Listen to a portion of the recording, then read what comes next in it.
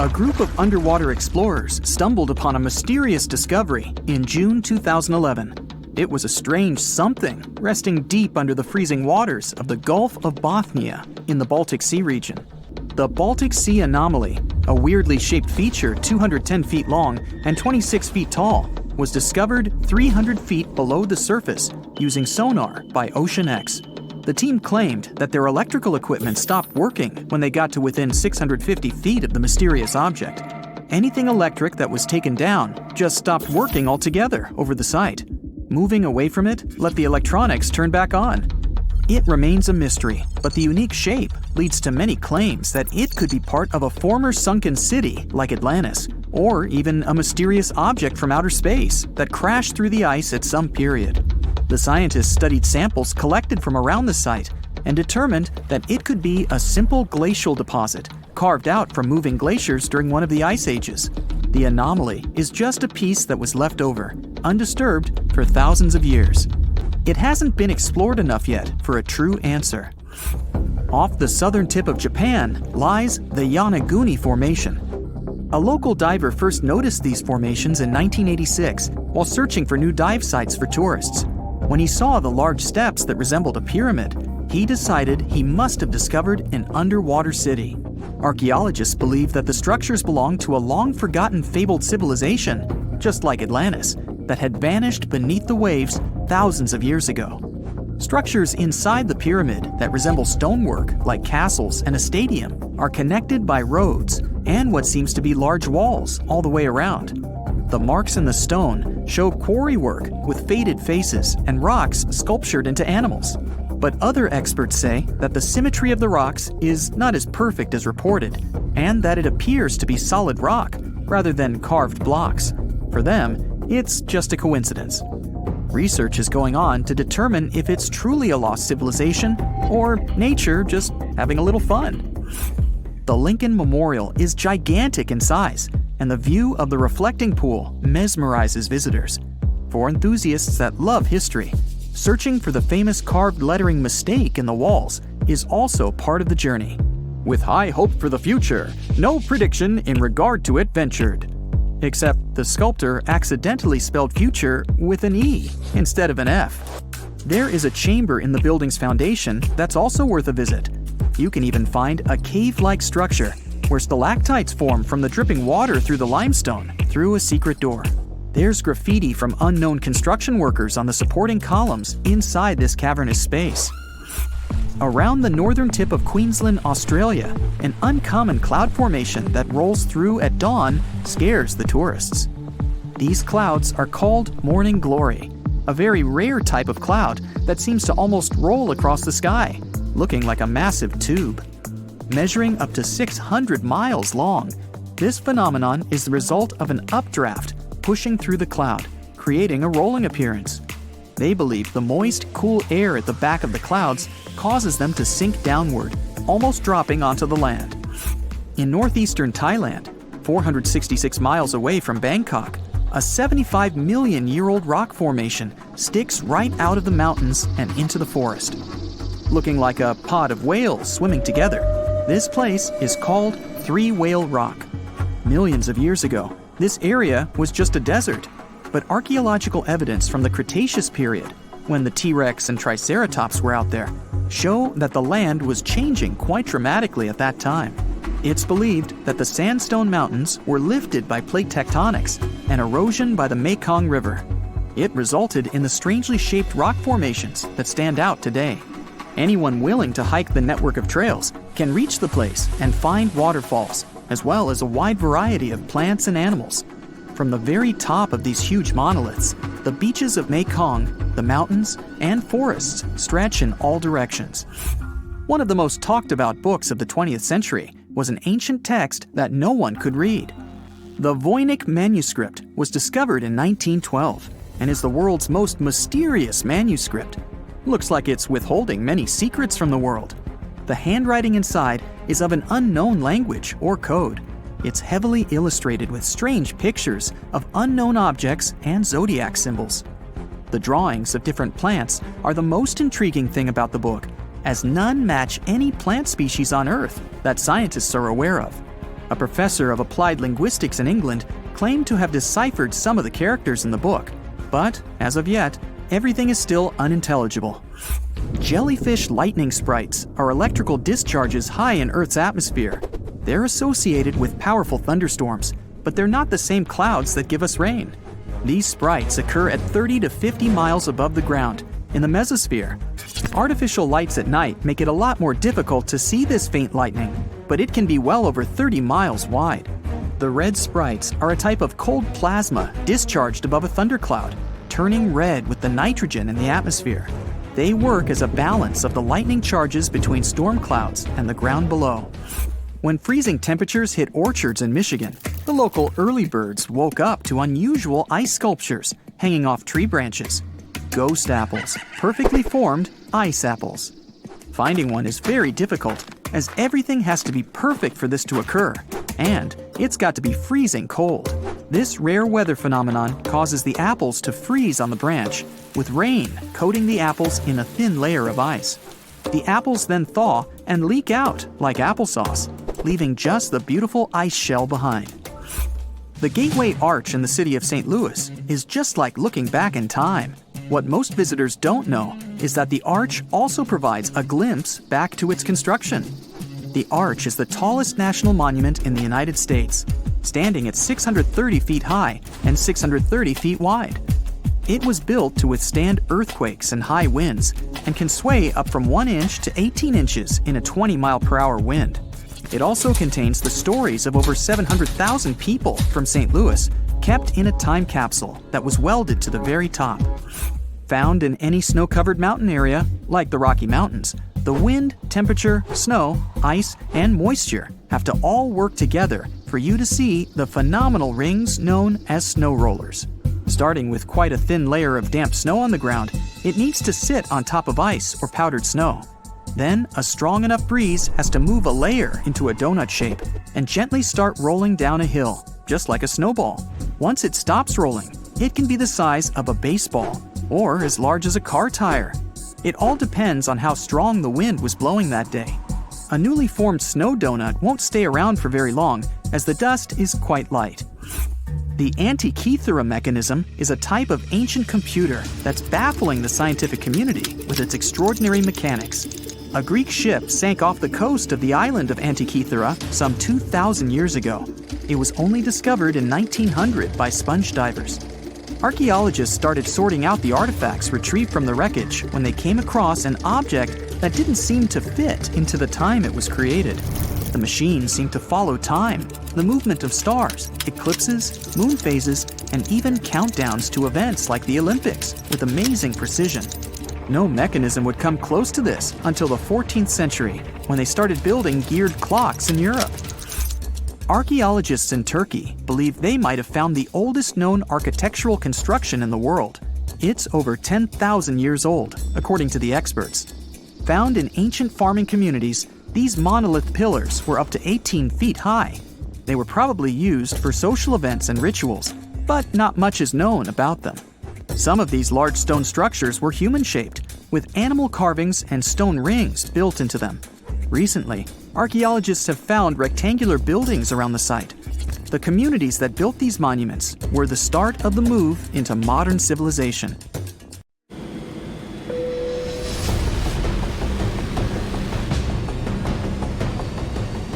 A loaded Boeing 777 bound for China vanishes into thin air.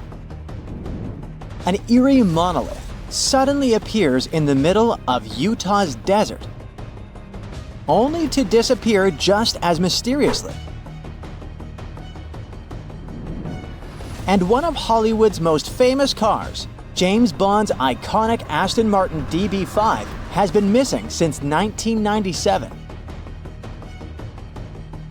But one burning question remains. How can such massive things just disappear without a trace? Buckle up, because we're about to dive into these wild mysteries and explore what might be hiding right under our noses. The 18.5-inch high bust of Queen Nefertiti is housed in the Neues Museum in Berlin. Apparently, she was like the Beyoncé of ancient Egypt. Absolutely flawless, with high cheekbones, a slender nose, and that mysterious smile, all carved in limestone. But wait, where's her eyeball? Or rather, her iris? Yep, her left eye is just an empty socket staring into eternity. But take a closer look at the iris of the right eye. That, my friend, is quartz. At first, the archaeologist who found it assumed that the crystal had fallen out. So the team tried their absolute best to get it back. But they couldn't find it anywhere, which opened up space for other mysterious theories about its disappearance.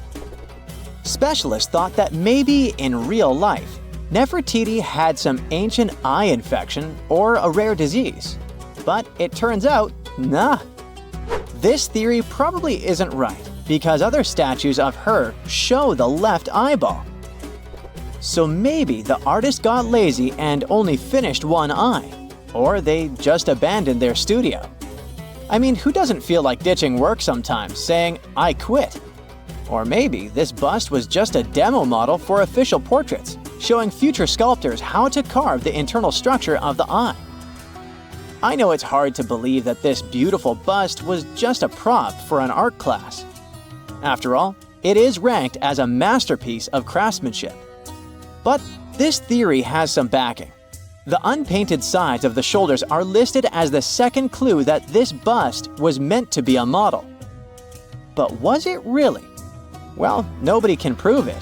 All we know is that when the bust was found, the eye was already missing, as if it never even had one. So the mystery is still very much alive. From one ancient queen to another, but more modern. Yep, I guess we can say that. I'm talking about Queen Victoria. More precisely, about her missing parliamentary mace, a symbol of authority that's been lost since 1891. Here's the scoop. The 5-foot-long staff, made of silver and topped with a thin overlay of gold, was securely locked away after a late-night assembly. But by the afternoon, it had vanished without a trace. The prime suspect was Thomas Jeffrey, an engineer who was seen leaving the Parliament House with a large, noisy package. Jeffrey claimed it was just scrap metal for his workshop. Then there's a theory about a builder using an open window to sneak in and open the case, though the fingerprints on the windowsill led nowhere. And let's not forget the prankster rumor. Apparently, someone might have borrowed the mace for a joke and forgotten where they had left it. Finally, there's this wild tale of a group of Melbourne ladies supposedly taking it and tossing it into the Maribyrnong River. Despite all the wild theories, the mace is still missing. We still don't know who took it or if any of those suspects were actually involved. But whoever grabbed it probably thought it was some kind of valuable treasure. In reality, it was almost worthless, costing Parliament less than £300. Sure, that's about $50,000 today, which is not bad at all. But what I'm saying is, if the suspect was trying to get rich, it would have been a lot easier and more profitable to take any silverware or plates from the speaker's room. In 2020, a shiny metal monolith suddenly appeared in the Utah desert, like a sci-fi prop that got lost. Standing about 9.8 feet tall, it looked like it was waiting for cosmic entities or a film crew to show up. But instead of that, the monolith took center stage in a real-life mystery. The monolith was found by a helicopter pilot doing an annual bighorn sheep count above a rugged area in the desert. Soon after, the monolith's eerie appearance grabbed the media's attention, sparking all sorts of wild theories. Most of them, of course, involved extraterrestrials. But my absolute favorite is that this piece was created by an avant-garde artist who's really into 2001: A Space Odyssey. While everyone was scratching their heads, a photographer reported seeing 4 guys come in, break the monolith apart, and make off with the pieces in a wheelbarrow. Yep, they literally rolled away with it. One of them even said, leave no trace, as if they were auditioning for a secret agent role. That means that while some were dreaming of interstellar visitors, the real action was probably much more down to earth. Still, the Utah monolith mystery remains unsolved. Nobody knows exactly who took it, and no one has seen it since. Yeah, that's right. Although people claim to have seen it being destroyed, one theory suggests that this strange piece might still be intact in the backyard of one of the suspects. The Florentine diamond is a pale yellow gem, weighing a whopping 137 carats. That's about the size of a small walnut, which makes it huge compared to the typical diamonds you find in jewelry stores. Unfortunately, this historical gem is missing, and its story sounds like it was ripped straight from an adventure novel. It all started in the 15th century with Charles the Bold, Duke of Burgundy. I mean, we think so because its origins are still disputed. Theory number 1 says that when Charles met his unfortunate end, he was wearing the diamond. Then, a peasant or a soldier allegedly saw the yellow rock and thought it was just glass, selling it at a very cheap price. Not a great deal, especially since if this diamond were auctioned today, it could be worth more than $20 million. Some people think that this story is just a tale, because the first historical reference to the diamond comes much later, in 1657, when French traveler Jean-Baptiste Tavernier described a large gem owned by Ferdinand II de' Medici, the Grand Duke of Tuscany. So, that takes us to theory number 2. When the last Medici passed away, the Habsburg family put their hands on the gem, making it part of the Austrian crown jewels. When the empire collapsed, Emperor Charles I of Austria allegedly took the diamond with him into exile. In 1918, someone close to the imperial family decided to borrow the diamond, if you know what I mean, and took it to South America, along with other crown jewels. So, the Florentine diamond could have been part of a royal gem heist, but as a victim, I guess. Rumor has it that in the 20s, the diamond somehow made its way to the United States, received a bit of a makeover by being recut, and was sold off. But was it really? Well, no one knows. From priceless diamonds to cold Coke. Honestly, on a scorching summer day, a refreshing drink feels just as valuable. Next on our list is a mystery soda machine. This vintage gem popped up in Capitol Hill, Seattle, sometime in the late 90s. And let me tell you, it was like no other. People used to say that it had a bunch of mystery buttons that, instead of your usual Coke or Sprite, dispensed some pretty strange and elusive flavors. Imagine the fun of pressing a button and wondering if you'd get ginger ale, grape soda, or something bizarrely new. No one knew exactly who stocked the machine. Over time, locals spun legends that it was haunted or had a mind of its own. This mysterious Coke machine became so famous in Seattle that it had its own Facebook page with over 24,000 followers. Then, in June 2018, it vanished with a note saying, "Went for a walk." Theories flew about where the soda machine went, from the Space Needle to a secret life somewhere else. Unfortunately, despite a few faux sightings, the machine remains lost. If that's not the coolest, most enigmatic vending machine ever, I don't know what is. Let's suppose you're strolling along the beach in Hamamatsu City, Japan, soaking up the sun and listening to the waves, when, out of nowhere, you spot a 5-foot-wide metal sphere. Most people would probably freak out, thinking it's a spy balloon, a mysterious aircraft, or, I don't know, a Dragon Ball. This exact scenario happened to one guy last year.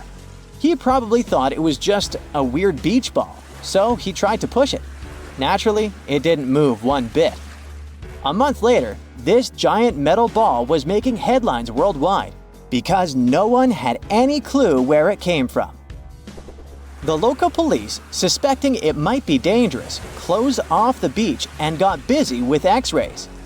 Eventually, once they realized it wasn't dangerous, the officials just decided to move the mysterious ball out of there. They said it would be stored for a certain period of time and then disposed of. But people are still scratching their heads about where it ended up. I mean, those words were pretty vague, and the authorities never exactly said what they did with it. I know we've been chatting about single items up to this point, but things are about to escalate. Over a dozen sculptures, murals, and installations have vanished in Baltimore, and nobody seems to have a clue why. Take The Guide, for example, a 15-foot tall sculpture that stood proudly outside Baltimore City College for more than 30 years. One day in 2014, the city's art conservator shows up and, surprise, surprise, the sculpture is gone. But wait, how does a massive steel sculpture just disappear like that? Did no one see this happen? Well, apparently not. And this wasn't a one-off. Since 1992, 14 artworks have disappeared or been found in a sad state. Although some people have been investigating the case, so far, nobody has any idea what happened or where the works are. Maybe they were taken by some high-stakes art collectors, or perhaps someone thought they could use them as fancy garden gnomes.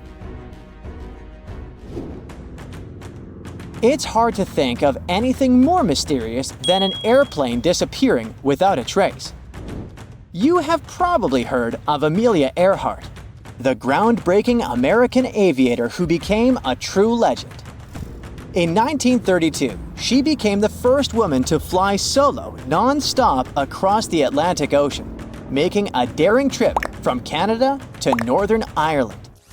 Then, in 1935, she was the first person to fly solo from Hawaii to the US mainland, completing a dangerous 2,408-mile flight that had already claimed several lives. She also became the first female vice president of the National Aeronautic Association. Her list of records goes on. So let's just say she's got a bit obsessed with pushing boundaries. But her ultimate goal was to be the first woman to fly all the way around the world. So in 1937, she took off on this epic journey in a Lockheed Electra 10E. But things went horribly wrong. During a flight from Leh to Honolulu, communication problems and faulty tracking led to her disappearing over the Pacific Ocean. Despite tons of sea and air searches, neither she nor her plane was ever found, making it one of aviation's biggest mysteries. Malaysia Airlines Flight 370 is kind of like today's version of Amelia Earhart's missing plane. On March 2014, a Boeing 777 took off from Kuala Lumpur, heading for Beijing, but it never made it.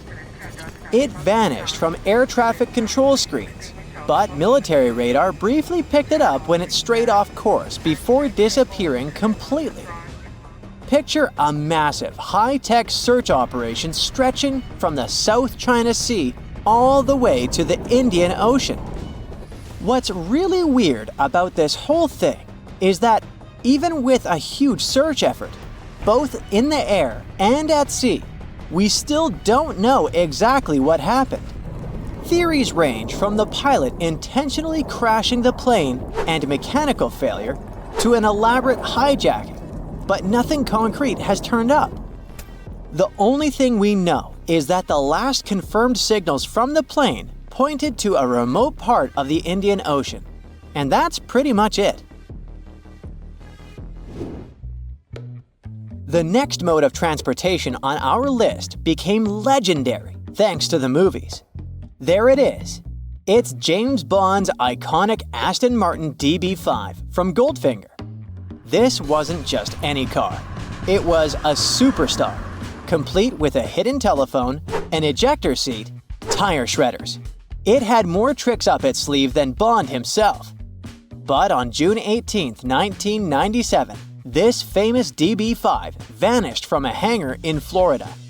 That's right, it just disappeared like a magic trick gone wrong. At that time, the car was owned by businessman and car collector Anthony Pugliese III and was worth a whopping $7 to $10 million. It wasn't the best disappearing act, though. Tire drag marks on the floor leading out of the hangar made investigators think the car was probably hauled out by its axles and loaded onto a flatbed truck. If that was the case, the thieves likely waited until after dark to make their move. Now, on to the theories. Some folks think it was shipped off to a secret lair, maybe a swanky palace in the Middle East. Others believe it might have been sunk into the ocean, Bond style. There's even a rumor that Pugliese himself hid the DB-5 in a warehouse in New Jersey. Despite a six-figure reward and a detective hot on the case, the legendary car's whereabouts are still a mystery. The list of missing Hollywood props doesn't stop there, and Tony Stark might need to file a police report. In 2018, the original Iron Man suit worn by Robert Downey Jr. simply vanished from a warehouse in Los Angeles.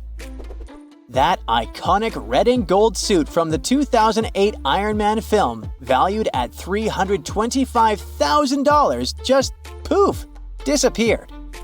You'd think if someone took it for the money, they'd grab more stuff from the prop storage, right? Come on, that place was full of objects from Hollywood. But nope, the suit was the only thing that disappeared. With no suspects in sight and no other items reported missing, this possible heist feels like it could have been pulled off by Thanos himself. You know, if he wasn't, well, fictional.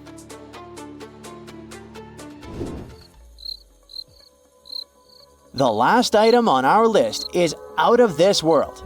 And I mean quite literally. Back in the 70s, after Apollo 17, astronauts Eugene Cernan and Harrison Schmitt picked up a moon rock and decided to share a piece with the world. I mean, why not, right? So authorities chopped up the rock. Actually, there were 3 different sources and sent 270 pieces as gifts to different nations around the globe. Fast forward to today, and over half of these Goodwill moon rocks have vanished. Some of them simply disappeared, while others just got tossed in the trash. As strange as it might sound, Ireland's moon rock ended up in Dublin's garbage dump after a fire at an observatory. Joseph Goodhines, a former NASA agent who became a moon rock detective, has been on a quest to recover those cosmic gifts. He even offered $10,000 for Malta's missing moon rock, but it still hasn't been found. Apparently, the moon rocks are like celestial treasures. So, if you've got a rogue moon rock hanging around, you might want to check if it's on Goodhines' radar.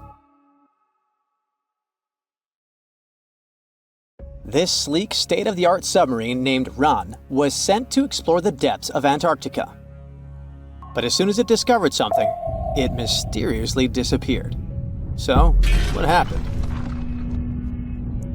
It all started when scientists wanted to explore one of the most remote and mysterious places on Earth, the Dodson Ice Shelf in West Antarctica. This ice shelf, silent giant, stretches 30 miles wide. That's almost the length of New York City. It stands between 2 icy promontories, the Martin and Bear Peninsulas, and it hides an entire world of geological mysteries. If you think that Antarctica is nothing but a desert of super thick snow and ice, you're wrong. There are entire landscapes hidden deep down there. The underside of the Dodson Ice Shelf is a rugged, dynamic terrain shaped by the slow, relentless forces of nature. There are towering ice formations, deep troughs, and bizarre structures stretching for hundreds of feet. Scientists are super curious about it, but as you can imagine, this landscape isn't easy to explore at all. To find out more, we have to scan the area with satellites or try drilling through the snow, trying to collect the big picture, piece by piece. But these methods only gave us vague hints. The real breakthrough happened when scientists came up with the idea to let the submarines explore it. Autonomous submersibles could swoop deep into the icy waters beneath the Dodson ice shelf and tell us what's up down there. These robotic explorers have fantastic advanced sonar systems. It's that thing that bats or dolphins do. They can use sound to see the world. Basically, they send out sound waves underwater, and when those waves hit something like the ice shelf above or the seafloor below, they bounce back to the system. Animals feel how long it took for the sound waves to return and how they changed. And this helped them understand what's located where. For example, clicks that dolphins send out tell them where the fish are. We copied this crazy evolutionary trick and adapted it to our underwater exploration. Only our version is much cooler, with a higher level of precision, so we created detailed maps of the environment. The Rand submarine was one of those robotic explorers. It was named after the Norse deity of the sea. Ran had been meticulously programmed to navigate a treacherous landscape of Antarctica. But even with all this training, its journey led to an unexpected and eerie end. In 2019, Ran was sent to explore the depths beneath the Dodson ice shelf. It was a hero, the first one to go on a mission like this. The team said it was like seeing the other side of the moon. For 27 straight days, it worked tirelessly. It traveled over 620 miles beneath the thick ice. That's like a journey from Paris to Berlin. Ran went further and deeper than anyone could have imagined. At one point, it reached over 10 miles into the glacier's belly, and what it discovered down there was astonishing. Scientists thought there would be some smooth, uniform ice surfaces, but Ran revealed an underside marked by huge cracks, ridges. There were formations that looked like sand dunes, frozen in time. And finally, it found some mysterious swirling and teardrop-shaped patterns. They all looked more like art than geology. This actually tells the story of ice shelves and the ocean around it. Warm water sneaks in under the ice and melts it from below. Sometimes it smooths the ice out, but other times it carves out these weird, uneven shapes that look like patterns and drawings. And some of these shapes are huge, over 1,300 feet long. That's about 3.5 football fields. The reason why they look like swirling doodles is because the Earth spins. It makes the water turn in special ways, bending the shapes and drawing these spirals. It's called the Coriolis effect. Imagine you were on a merry-go-round and tried to throw something like a ball. It would go in a curve, not a straight line. Same thing happens with the water on Earth. Later, scientists found similar patterns in other Antarctic ice shelves, though they weren't as epic as the ones under Dodson. But Ran also discovered something horrifying. Turns out that these warm waters, aside from being great artists, are also a huge danger. The Dodson ice shelf isn't just hanging out serenely on the sea. It's part of a very delicate system and acts as a protective barrier that holds back huge glaciers in West Antarctica. The ice shelf is floating on the ocean, but it's still connected to the land. As warm water sneaks underneath it and the ice melts, the Dodson can't hold on to the land as tightly anymore. The protective barrier starts to weaken, and this lets the glaciers behind it move faster into the ocean. When those glaciers flow into the sea, they add more water, which could cause sea levels to rise, eventually changing our coastlines. Rand stumbled upon huge pockets where the ice was melting at alarming rates, all due to powerful underwater currents. It was like seeing a ticking clock on the glacier. The stakes were high, but luckily the submarine was ready. This time, it managed to return. And then, it worked for 5 more years, helping scientists with tons of useful data. The missions were daunting. There could be periods where Rand slipped into the pitch-black cavity beneath the glaciers, spending 24 hours without communication. But it was mapping every peak and every valley. It gained experience from over 40 missions below ice. Then, in early 2024, RAND went on a mission to the Thwaites Glacier. The mission was bold from the start. This place is also ominously referred to as the Doomsday Glacier. It's called that because it's slowly melting and has the potential to raise sea levels worldwide if it collapses, causing catastrophes everywhere. That's why RAND was dispatched to explore its underbelly, a place that had never been mapped so intricately before. The idea was to uncover the glacier's secrets, study how rapidly it was melting, and why. This was RAND's second time exploring Thwaites. During the previous visit, it became the first sub to ever map the glacier's underside. RAND was exploring the depths from 650 feet to 1,650 feet. It sent a lot of data about how the Doomsday Glacier was slowly melting due to warm ocean currents. But while venturing into these icy depths, something went wrong. Out of nowhere, RAND vanished. Without warning, without a trace. One moment it was sending back crucial data, and the next it had slipped into the abyss. No distress signals, no final transmission, and it didn't return to the point it was supposed to. People sent extensive searches, helicopters soared overhead, drones buzzed through the frozen skies, but no sign of the submersible emerged from the glacier's grasp. After a while, RAND's batteries would certainly run away.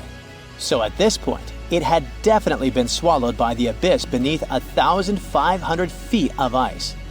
That was a huge and sad loss for the scientific team.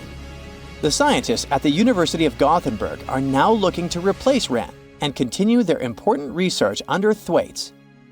To this day, scientists have no idea what happened to it. Some say it may have been trapped in the ice. Others believe it was pulled away by an unseen current. It also might have collided with something unexpected. Whatever the truth is, its disappearance has left scientists stunned, and it looks like the ice shelf will hold on to its secrets a little longer. At least we gained a treasure trove of knowledge from RAND's journey. Scientists keep exploring Antarctica, looking for history that hides under the snow. For example, they discovered that around 90 million years ago, a lush temperate rainforest thrived near the South Pole. They revealed an ancient world far warmer than they ever imagined. Deep in Antarctica, they unearthed fossilized roots, pollen, and spores preserved in the soil. All this shows that there was a swampy rainforest that flourished despite months of polar darkness. All these discoveries changed our understanding of Earth's climate, both in the past and the future. You know how it goes. As the years pass, common knowledge slips away faster than you can say, "What's that thingamajig for?" Just think, our grandkids will probably be scratching their heads over the buttons on our old school phones. So it's no wonder that some ancient artifacts have got us all stumped too. Take a look at this funky object. Any guesses on what it is? A musical instrument, a toy, or maybe something out of this world?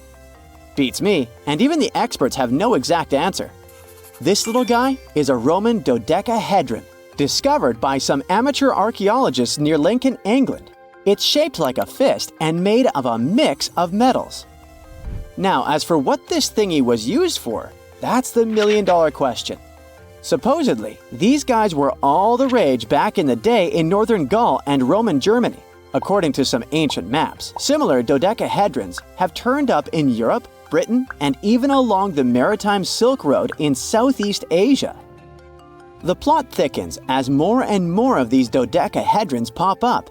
Some had wax inside, leading scientists to think they were candle holders. Others think they might have been used for knitting gloves, since none have been found in warmer regions. There's even one found in Geneva with zodiac signs etched on it, sparking some woo-woo theories about fortune-telling. And now a fresh discovery has got everyone's head spinning. Could this be some kind of sacred tool for the Romans? Who knows? Maybe it's the first multi-tool ever, invented way before Swiss Army knives were a thing. Carved stone balls from Scotland are another historical mystery. They most likely date back to the late Neolithic period and come in various types, from sandstone to granite. They're all roughly the same size and have intricate, evenly spaced patterns of circular bosses or knobs. Most of these designs have 6 bosses, but the number can range from 3 to 160. Some of these balls are more skillfully crafted than others, and a few even have extra decorations. There are over 400 carved stone balls and mostly found in Scotland, although some have turned up in northern England and Ireland. These stone balls rarely show signs of damage or use, and there are no clues that would give away their function. Most experts think they weren't practical tools, but had some symbolic or social importance, probably a sign of power or prestige within their communities. The Folkton drums are the 3 stone cylinders from Neolithic Britain, discovered in the late 19th century in a burial mound in East Yorkshire. Nothing similar has been found anywhere else in the British Isles from any prehistoric period. Each drum is decorated with unique designs covering the sides and domed tops. The decorations are mostly geometric, arranged in panels with stylized human faces peeking out from 2 of the drums. Recent studies of the artifacts using new technologies show that the designs had been carved and recarved over time. A team of experts also analyzed the composition of the drums, and it turns out that they were made from local chalk. In the late Bronze Age in Europe, long before coins became common, finely crafted metal objects served as portable wealth and symbols of high status. Across Europe, archaeologists have found all sorts of artifacts, from gold adornments worn by elites to large bronze cauldrons used in feasts. Beautifully decorated gold rings discovered in Wales are among these items. They're known as lock rings and may have been used to hold hair. Now they're flattened after spending nearly 3,000 years underground. They used to have cone-shaped openings at each end. They were found at different times, but were likely worn as a pair and buried together in a single hoard. Other Roman artifacts made of the copper alloy were first catalogued as lunate pendants. But during a recent re-examination, experts found that these items were actually small mortar and pestle sets, known as cosmetic grinders. They were used to grind minerals for makeup and were specifically designed for applying liner and shadows to the eyes. They were mistaken for pendants because of suspension loops that allowed them to be carried on a cord. These cosmetic sets from the 1st century of the current era were unique to Britain. They prove the influence of imported cosmetics and beauty trends from the Mediterranean and Roman provinces, including Egypt. The Salzburg cube, also known as the wolf's egg iron, was discovered in the late 19th century in Austria. It doesn't really look like a cube, but is more like a rounded object with 2 flat sides. Down the middle, it has a groove, and the surface is covered with pits and craters. Workers accidentally found this artifact when they blew apart a piece of coal. The coal seam it came from is thought to be over 60 million years old. The Salzburg cube moved between museums, mysteriously vanished in the early 20th century, and then showed up again. Some researchers thought it must be a Victorian-era candlestick holder, but still, no one knows the true story of the cube or its current location. Archaeologists have unearthed an incredible historical find in Pakistan, an ancient sphinx estimated to be around 12,500 years old. The region where it was found was once a busy center of the ancient Indus Valley civilization. It had advanced urban planning, intricate art, and sophisticated drainage systems. The discovery of the ancient sphinx is a good example of their progressive art. We all know of the Great Sphinx of Giza, but what was the significance of the sphinx in the Indus Valley culture? Their sphinx has designs and carvings that show scenes with their daily activities, which means it may have had a more complex role than a symbol of power or guardian. It could stand for a balance between humans and nature, or even a deity associated with agriculture. Arequipa in Chile sits on the sandy dunes of the Atacama Desert, known as the driest desert in the world. Long before this coastal town was built in the 16th century, the Chinchorro people called this region their home. Archaeologists found hundreds of their mummies. Radiocarbon dating showed that these mummies are over 7,000 years old, which makes them 2,000 years older than the famous Egyptian mummies. The Chinchorro used special techniques to preserve the mummies, not just relying on the dry climate for that. And unlike the Egyptians, they didn't just do it for the elite members of their society, but for everyone, no matter what age or status they had. The local people living in Arica now are so used to finding mummies in their backyards that they don't feel weird about living among them. In the winter of 1850, a powerful storm with extra high tides hit the west coast of Orkney, Scotland. The wind and waves ripped away the surf, covering a mound, and revealed stone-built structures beneath. A local antiquarian decided to dig up the village that he thought was from the Iron Age. He managed to unearth the remains of 4 houses and many artifacts from 2 villages. The villages had been buried under sand, so everything was really well preserved. Carbon dating wasn't a thing back then yet, so it was tricky to tell the exact age of the villages. Almost a century later, with new tech, researchers were finally able to tell that the place was actually from Neolithic times. You can still see stone dressers and box beds in the prehistoric houses. Archaeologists and historians working on the famous Terracotta army think that it might have been inspired by or modeled on ancient Greek sculptures. It would mean there was a cultural contact between East and West much earlier than we thought, long before the Silk Road trade route. There was probably Western influence in China during the era of its first emperor, who took the throne in 246 before the current era. Before that time, China didn't have a tradition of building life-sized sculptures. Earlier terracotta soldiers were much smaller, less than 10 inches tall. Greek artists might have even been present to train Chinese sculptors. Night enveloped the desert above Heraklion. A group of archaeologists moved through the labyrinth of sunken ruins, illuminating their path with powerful flashlights. Suddenly, one of the researchers, Dr. Martin Hale, stopped in front of a temple wall. He carefully brushed away a layer of sand and discovered a strange bas-relief. A woman holding a creature with an unusually elongated head and enormous eyes. "This can't just be a stylized depiction of an infant," whispered his colleague, Alice Carter. "The Paracas skulls in Peru have similar shapes. Could this be evidence of hybrids?" The question remained unanswered, but the mystery of Heraklion continued to intrigue scientists. Theories ranged from ancient cults to contacts with extraterrestrial civilizations. However, biologists established that elongated skulls could be the result of artificial cranial deformation, a practice common in ancient times. No DNA analysis has shown traces of non-human genetics. Meanwhile, in another part of the solar system, the Viking 1 probe transmitted an image to Earth of a rock formation on Mars resembling a human face. The photograph instantly became a sensation, fueling conspiracy theories. "It's just pareidolia," astronomers stated.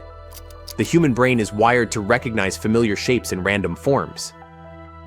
Decades later, when NASA sent more advanced spacecraft, images confirmed that the face on Mars was merely an ordinary hill, with shadows creating the illusion of facial features. However, proponents of the ancient Martian civilization theory insist that the truth is being concealed. No less mysterious are the artifacts of the Maya civilization.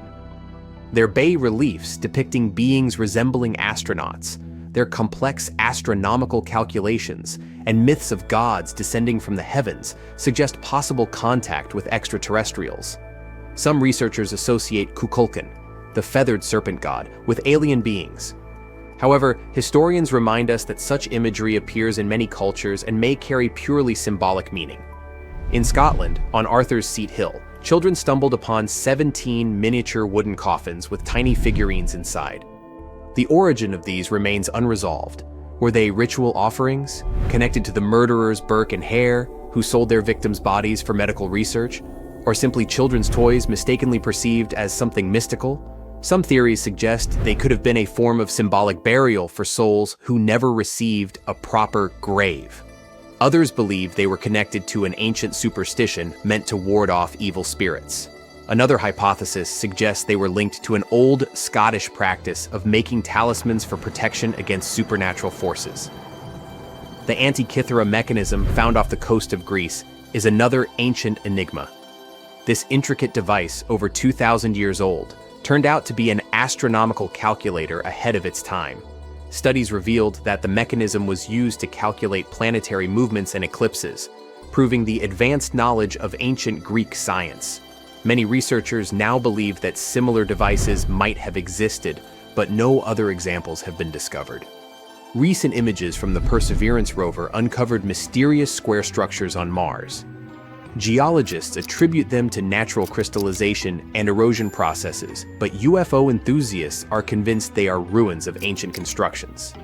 The formations bear a striking resemblance to rectangular patterns seen in some ancient Earth structures, further fueling debates about potential past life on the Red Planet. In Germany, during excavations near Marburg Castle, students discovered a pocket sundial. The miniature device, several centuries old, amazed researchers with its precision and craftsmanship. Who owned it? Was it part of monastic heritage, used for prayers on a strict schedule? Experts believe that such sundials were rare and expensive, likely belonging to high-ranking individuals or scholars deeply engaged in astronomy and mathematics. Yet one of the most intriguing discoveries remains the Sabu disk, a 5,000-year-old artifact from Egypt. Its purpose remains debated. Some believe it was a ritual object, while others think it had a technical function, possibly part of an ancient machine. Some engineers speculate that its shape suggests it could have been part of a primitive flywheel or a component of an unknown mechanism. Certain studies suggest it could have been related to liquid movement or even served as a part of a lost mechanical system. Despite extensive research, its true function remains an enigma, adding to the ongoing fascination with the technological capabilities of early civilizations. The world is full of mysteries. Every solved enigma raises new questions. Were these artifacts merely the result of human ingenuity, or evidence of contact with forces we have yet to understand? As new discoveries emerge, the past continues to challenge our understanding, reminding us that history holds secrets waiting to be uncovered. You've probably heard about the mysterious sea state of Atlantis. It was a high-tech utopia where people lived happily, but then something happened, and Atlantis disappeared from the face of the earth. Many people believe that this city lies at the bottom of the Atlantic Ocean. But what if we've been looking in the wrong place all this time? What if it's somewhere different from where they're trying to find it? What if all this time Atlantis was in the middle of the Sahara Desert? Well, this unexpected theory has some evidence, but to study this version, you first need to understand what Atlantis was and how we got to know about it. The very first mention of the mysterious city was in 360 BCE. Ancient philosopher Plato wrote about Atlantis. His work, Dialogues, described Atlantis as a rich land with advanced technologies. Its inhabitants were powerful, intelligent, and beautiful, like superhumans. He described in detail the structure of the city, and this was the main reason why many people believed in the existence of Atlantis.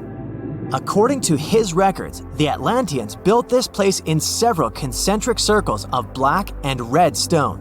Then they covered these circles with brass, tin, and precious metals. In the city, there were water channels on which ships sailed. The Atlanteans were sailors, so they built a passage from their city to the open sea. On the internet, you can find many drawings of Atlantis, created based on Plato's descriptions. Take a look at these drawings and an actual photo of the Eye of the Sahara. This place in the Sahara has a shape of several concentric circles. It looks as if a destroyed city left a trace on the sand. Many people have written online that the lost city was located there, but no one could prove it. Once upon a time, the Sahara was filled with rivers and lakes. In prehistoric times, there was only water there. So far, everything matches. The Eye of the Sahara was first discovered in the 1930s. This place was considered a crater from a fallen meteorite. But in the middle of the 20th century, scientists conducted a soil analysis and refuted the version with a fallen space rock. In the end, everyone agreed that this was a dome of molten rocks under which magma was raging. For millions of years, wind and water had been destroying the formed landscape and eventually made it look like perfect circles. But what if the Atlanteans once came to this place and used natural circles to build a city? In this case, we would have many traces and artifacts from this developed civilization. And yes, archaeologists did find some arrowheads, spears, oars, and other things there. But this has nothing to do with Atlantis. In the eye of the Sahara, a multitude of Acheulean artifacts lies. It was an ancient tribe that frequented this place. For the first time, Acheulean tools appeared more than 1.5 million years ago. Some of the items found there may be 130,000 years old, and according to the records, Atlantis existed about 12,000 years ago. Archaeologists found no artificial structures in this place. There was also no debris or traces of a large city. People would have found some stuff if a big city with advanced technologies had existed here. The main supporter of this idea was one YouTube channel. It collected 1 million views and attracted the attention of many historians and anthropologists. The theory that the Eye of the Sahara is Atlantis was quickly refuted.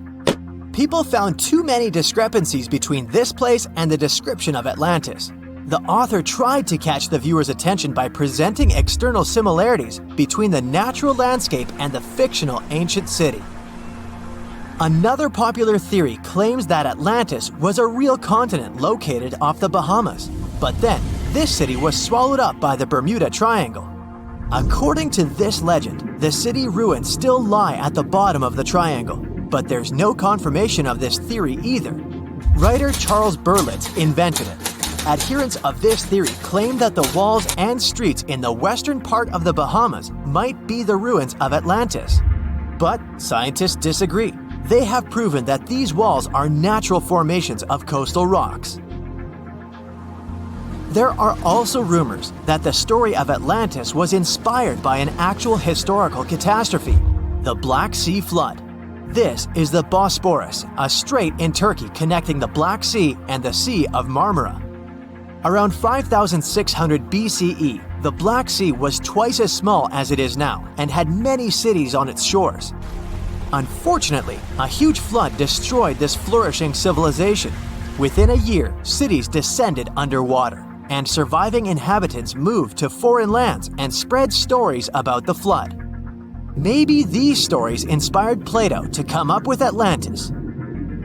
In the 1950s, people came up with another version. Atlantis was the continent that is now Antarctica.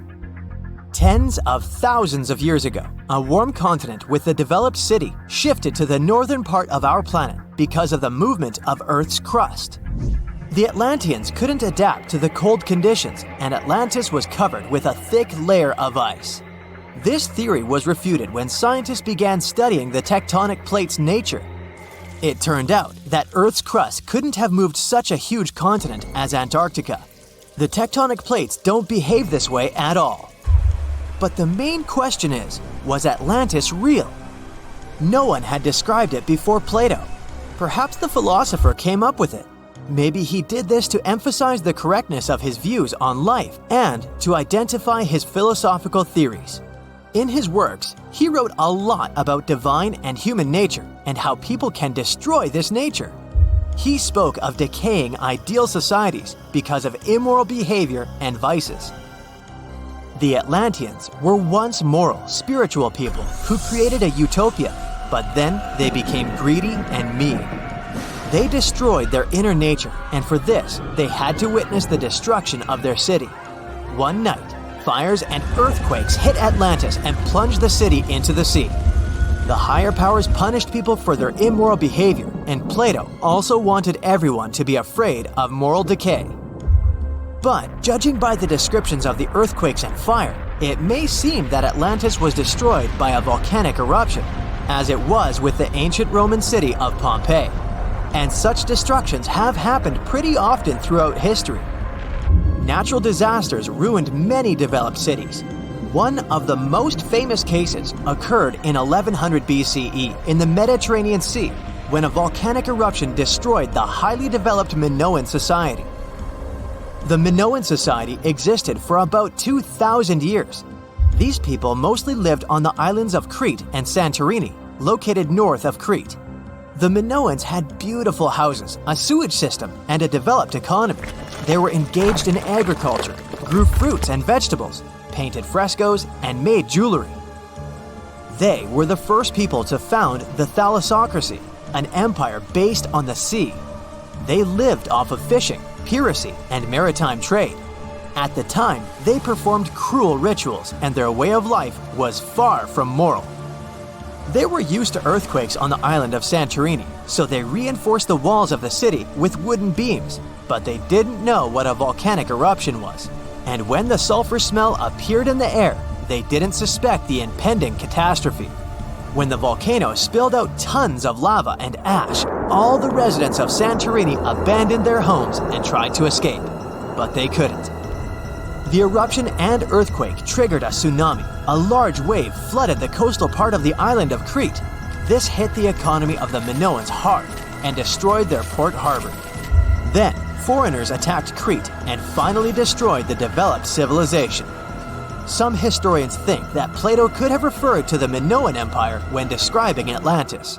Using their example, he showed how immoral actions could destroy people. They said it was the most technologically advanced ship.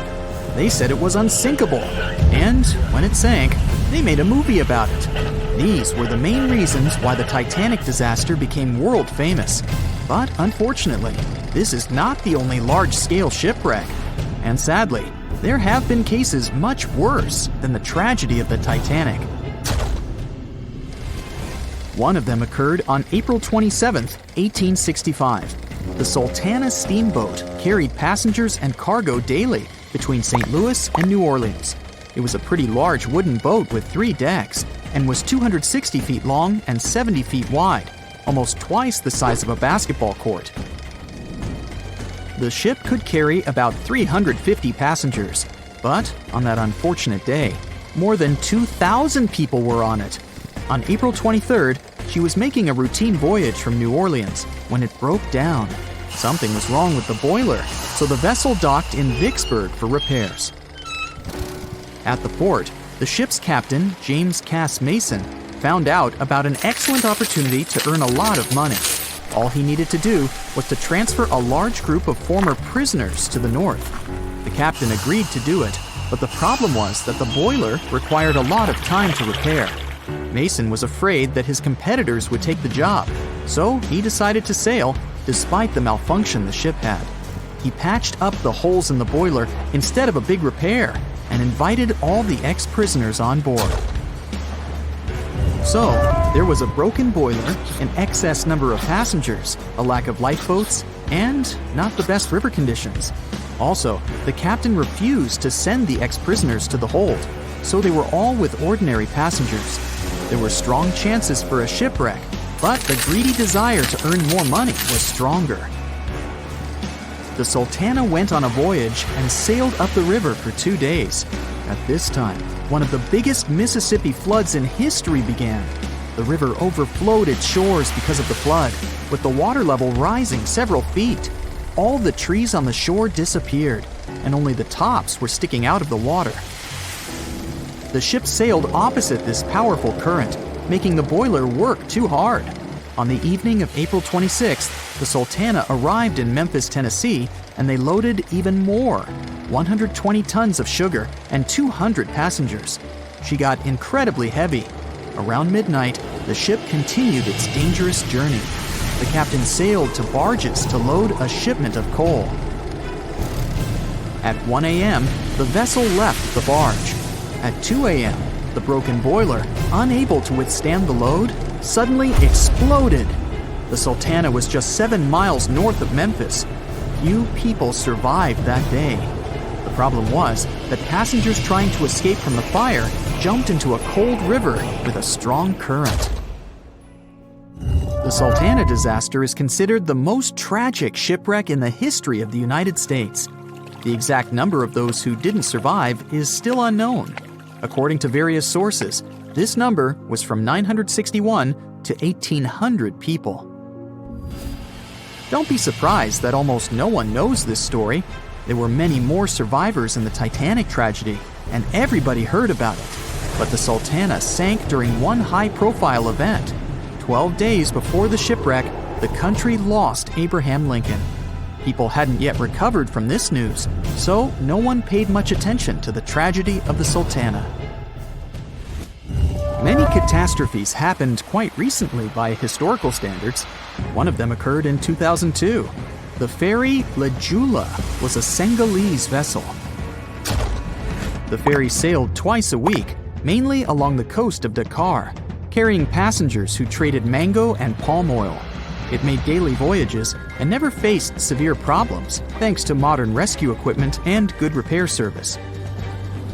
But one day, the ship's crew discovered a malfunction and sent the boat to port. For almost a year, La Jula was in a non-working condition, awaiting repairs. But it didn't get high-quality service. After poor maintenance, the ferry set off on its last voyage. On September 26, 2002, La Jula sailed between southern Senegal and Dakar, and at 11 p.m. headed toward Gambia, where a strong storm began. The wind raised high waves, but this wasn't critical for the large passenger ship unless the number of people on board didn't exceed the established norm. La Jula was supposed to carry about 500 passengers, but had many more people that day.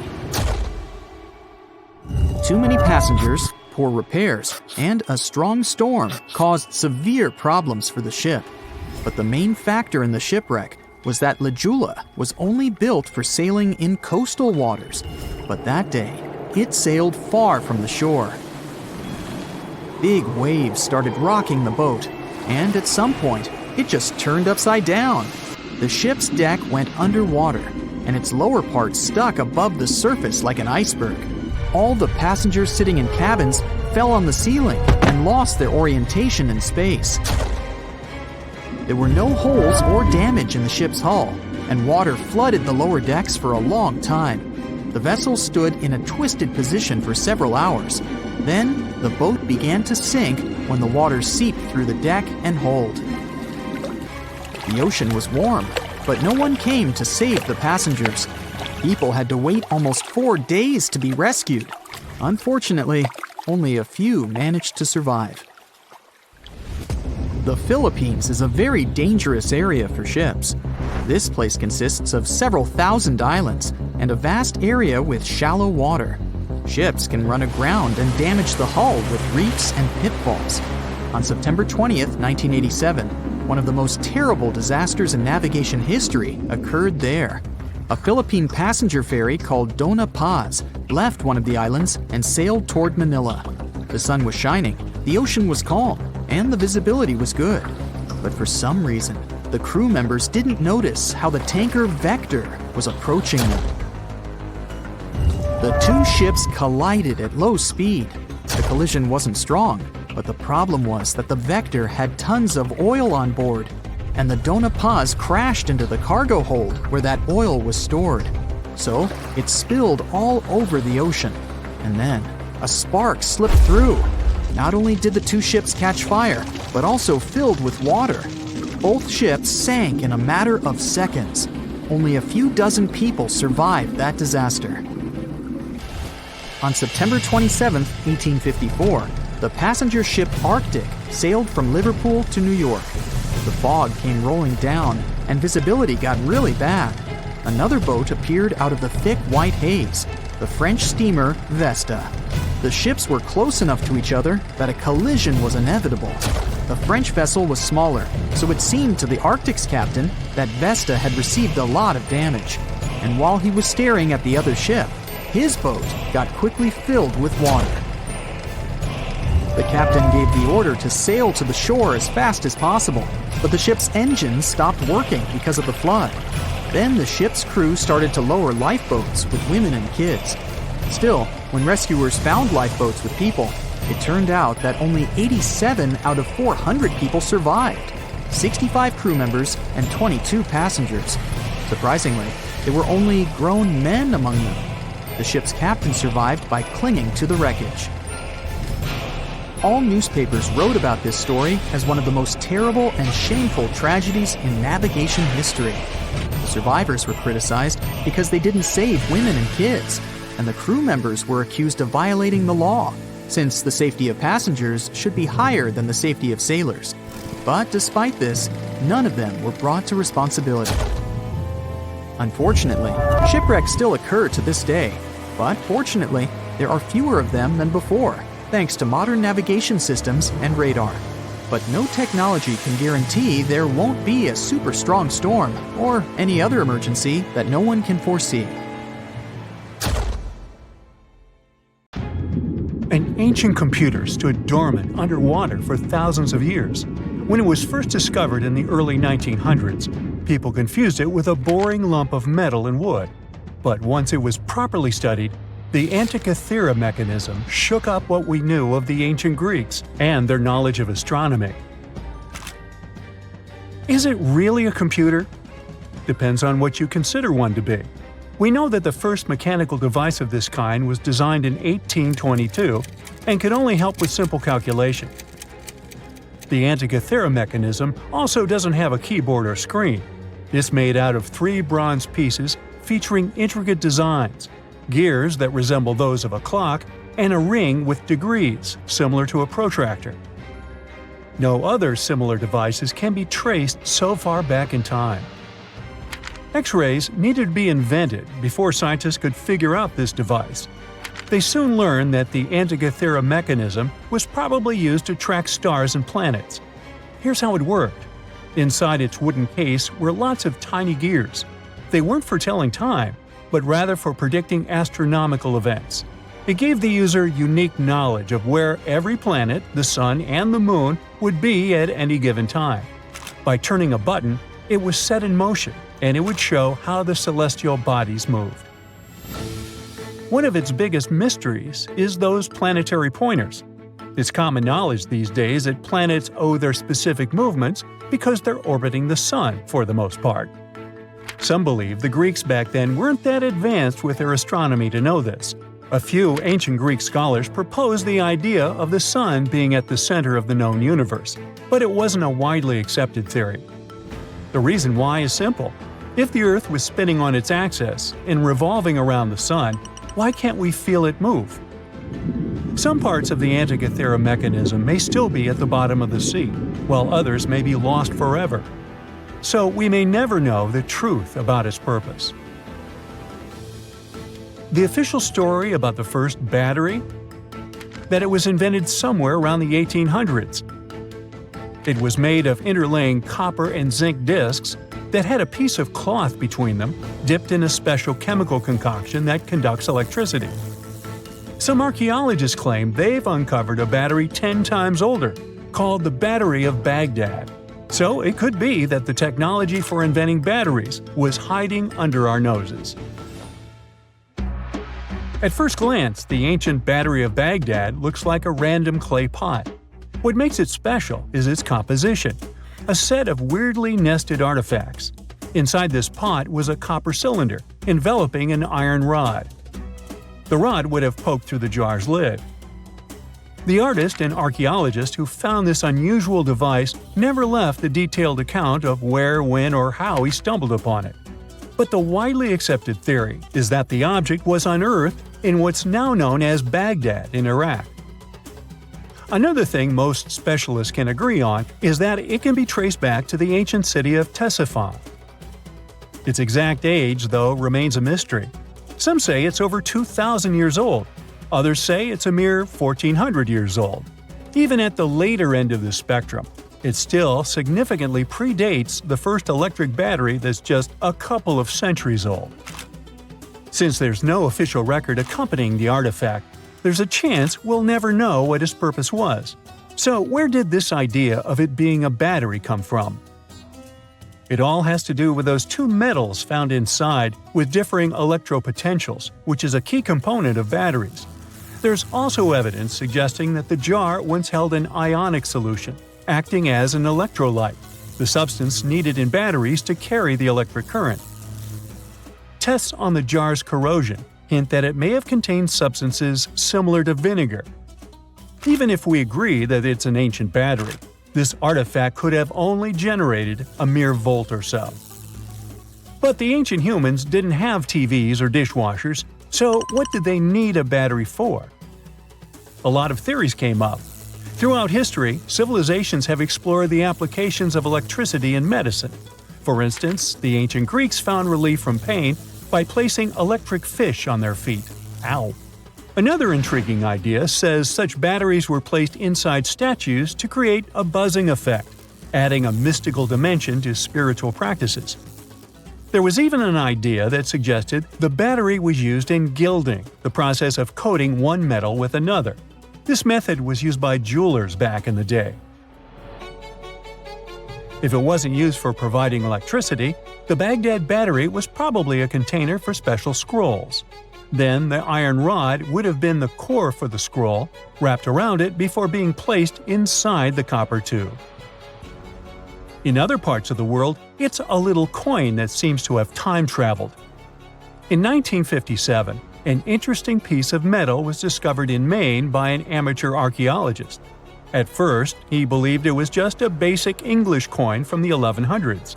Years went by before the coin was properly studied, until 1978, when a local magazine decided to feature the coin in an article titled, "Were the English the first to discover America?" A coin expert from London took one look and knew something was off.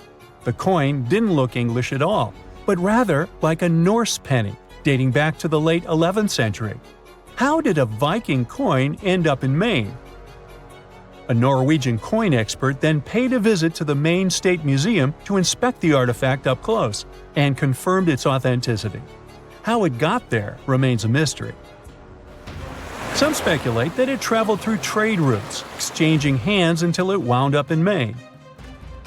Others think it might have been part of a larger Viking settlement that we've yet to uncover. But then there are the skeptics who think there's something fishy. That initial amateur that discovered the coin had some connections that could have helped him get his hands on a Norse penny.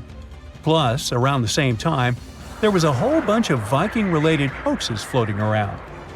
The idea of Vikings cruising around America isn't entirely new, though. Icelandic sagas have hinted at it for centuries.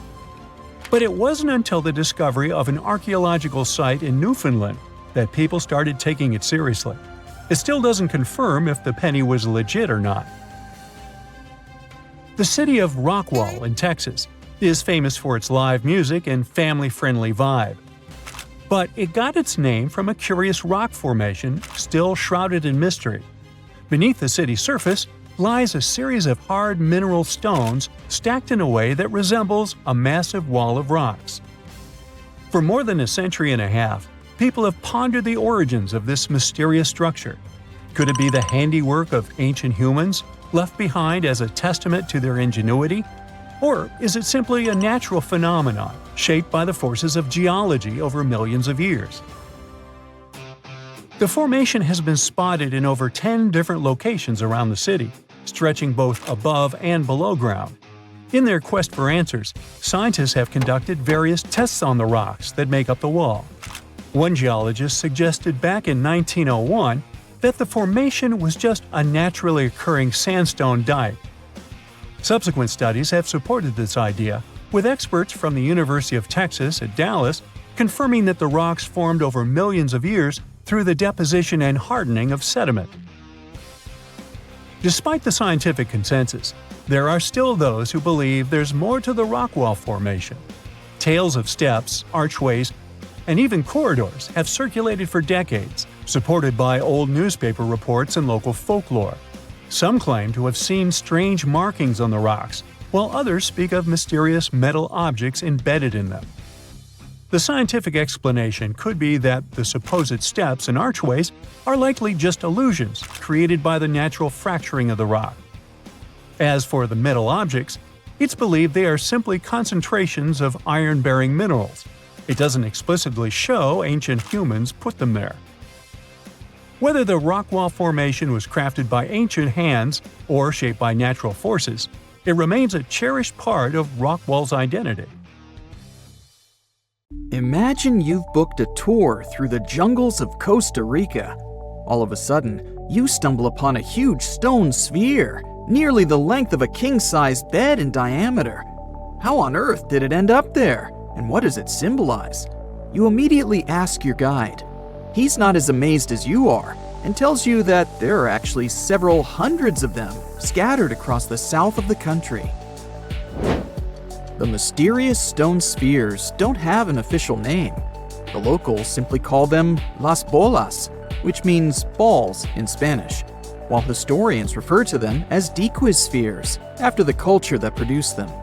Scientists have studied the sediment layers of the Earth around them and estimate that the earliest were made around the year 600 CE, and the newest ones date to the year 1000 CE. Many of the spheres were relocated after their initial discovery, and that's why archaeologists can't date them precisely. The dequos culture completely disappeared shortly after they were discovered by the Spanish in the 16th century. Unlike the Mayas and the Aztecs, the myths or legends of these peoples didn't survive, so they cannot explain the existence of the mysterious orbs.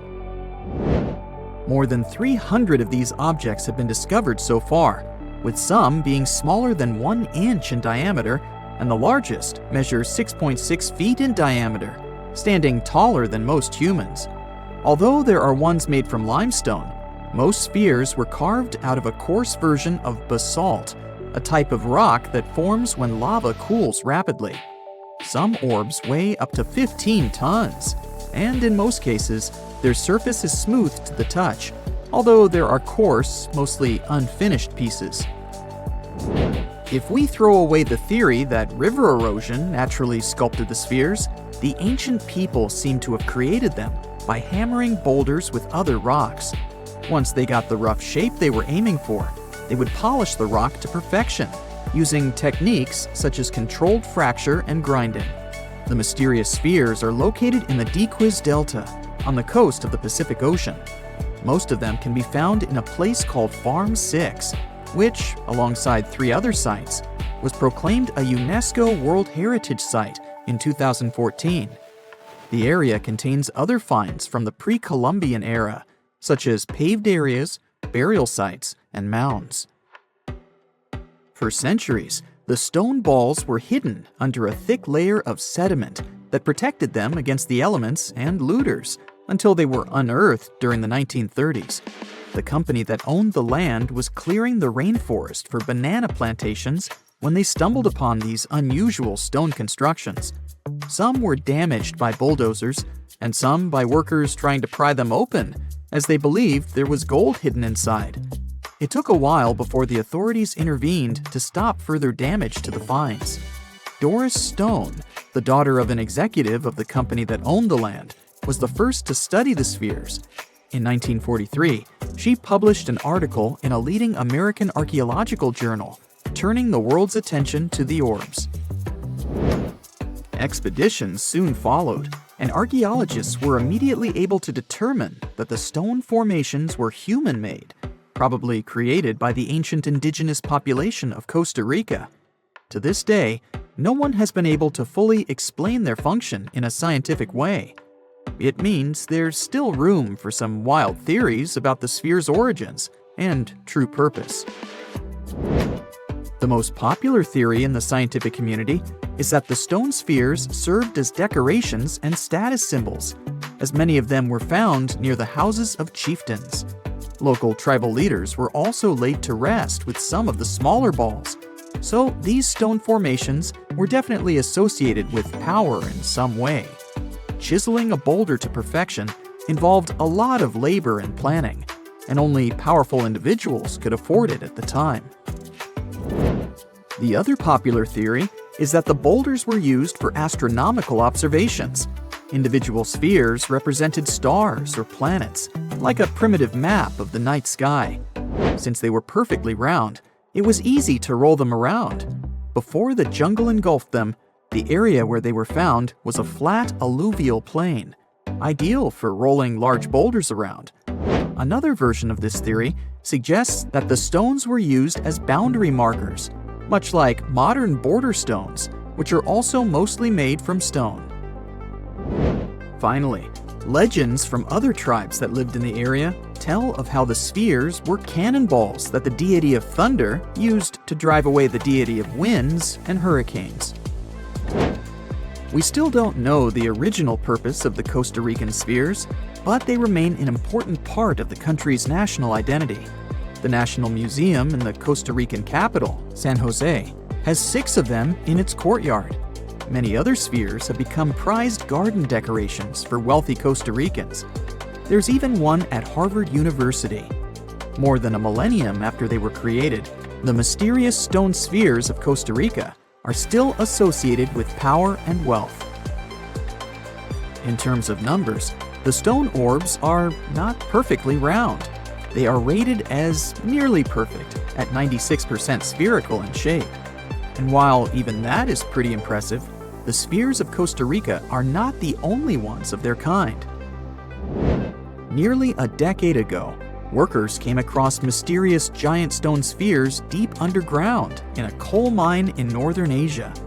The surface of the spheres, which measured a little over the length of a human footstep in diameter, was unusually smooth, and people tried to explain it somehow. Some were certain they were out of this world, and others suggested the spheres were actually petrified dinosaur eggs. Scientists quickly put an end to further discussion, as it turned out that the mysterious spheres were concretions. Those are rock formations that take millions of years to form deep underground. Think of a pebble that picks up snow as it rolls down a hill. That's how concretions are made. Groundwater, rich in sediment and minerals, flows around the sediment, slowly shaping it into a perfect orb. The process is quite common in nature, but most concretions are fairly small. The spheres found in the coal mine grew to their size in the mineral-rich ground, and they were big enough to get the press and the general public interested. Another possible case of concretions is the massive stone spheres found in the Visoko Valley in Bosnia. Samir Osmanagic, better known as the Bosnian Indiana Jones, was the first to explore those objects about as wide as the length of a London bus. He believes the stone spheres were carved by a lost civilization that lived in the area 1,000 years ago. The reddish color of the orbs, though, is proof to geologists that they are indeed concretions, rich in iron content. The Moki marbles, found in rural Utah, are similar in color to the Bosnian spheres. These tiny concretions are the size of toy marbles and consist of a sandstone core and a shell made out of hematite, an iron ore. In South Africa, miners have come across Klerksdorp spheres, which are similar in shape and size to Moki marbles. The only difference is that these ones formed inside volcanic sediments and ash. The most intriguing among human-made tiny spheres are probably the orbs found on several Greek islands. Scientists discovered 700 stones smaller than golf balls near the Bronze Age site of Akrotiri on the island of Santorini. They believe that the finds were between 3,600 and 4,500 years old.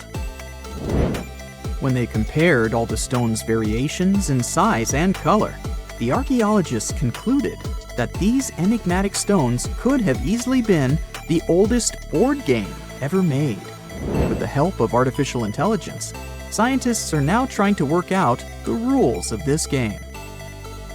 Scientists found a new statue on Easter Island, inside the crater of an old volcano. They were sure they already cataloged all the moai. That's what they call those famous stone giants. But this discovery changes what we know about them.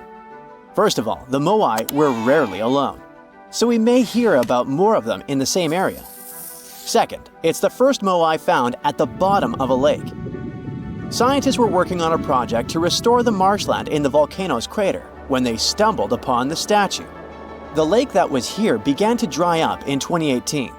For at least 200 or 300 years, it was almost 10 feet deep, so it would be impossible for humans to build or put a statue on the bottom. Scientists think the moai are over 500 years old. It's possible that the Rapa Nui people who built them probably brought the statue here when the lake was dry in the past. The new find turned out to be slightly over 5 feet tall, which is smaller than the other statues on the island. It's a full-bodied one with recognizable features. Researchers also plan to do radiocarbon dating to find out the exact age of the statue. They don't plan to remove it from where it was found because the oldest members of the Rapa Nui community want it to stay where it is. Moai statues kept scientists puzzled for centuries. They knew that they were built as a dedication to the island's chiefs, but no one could figure out why they chose these various locations for the statues. Most of them were found along the coast of the island.